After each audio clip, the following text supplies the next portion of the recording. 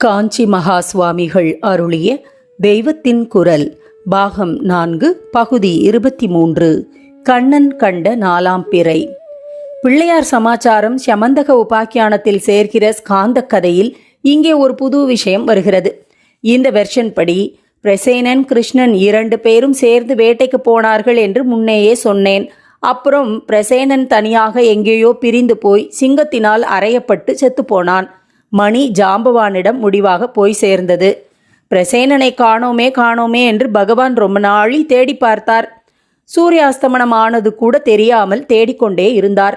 அஸ்தமனத்துக்கு கொஞ்ச நாளி கழித்து அகஸ்மாத்தாக அவர் ஆகாசத்தை பார்த்தபோது அங்கே பளிச்சென்று 4ஆம் பிறை சந்திரன் தெரிந்தது. அமாவாசைக்கு அப்புறம் குறிப்பாக பளிச்சென்று தெரிவது 4ஆம் பிறைதான். 3ஆம் பிறை என்பது காலை சுமார் 8 மணிக்கு உதித்து ராத்திரி 8 மணிக்குள் அஸ்தமித்துவிடும். சாயங்காலம் 6 மணி சுமாருக்கு சூரியாஸ்தமனம் ஏற்படும் வரை சூரிய வெளிச்சத்திலே பிறை தெரியவே தெரியாது. ட்விலைட் என்கிற சந்தியா வர்ணஜாலம் அடங்கும் 6:30-7 மணி சுமாருக்கு 3ஆம் பிறை மேற்கே ரொம்பவும் கீழே சாய்ந்திருக்கும். அதனால் கவனமாக பார்த்தாலே தெரியும். 4ஆம் பிறை இப்படி இல்லை. அது கார்த்தாலே 9 மணி சுமாருக்கு உதித்து ராத்திரி 9க்கு அஸ்தமிப்பது.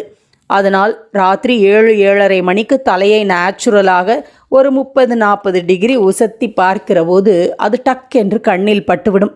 இப்படித்தான் கிருஷ்ணர் பார்த்தார்.